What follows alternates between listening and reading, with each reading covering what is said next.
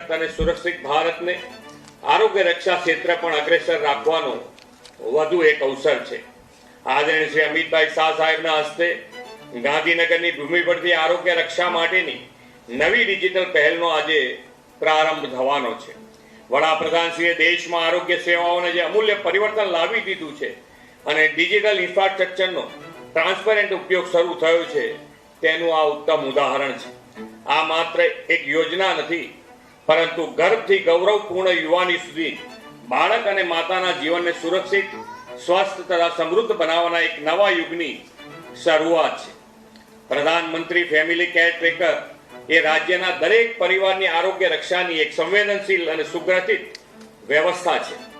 આ એક જ ફેમિલી કેર ટ્રેકરથી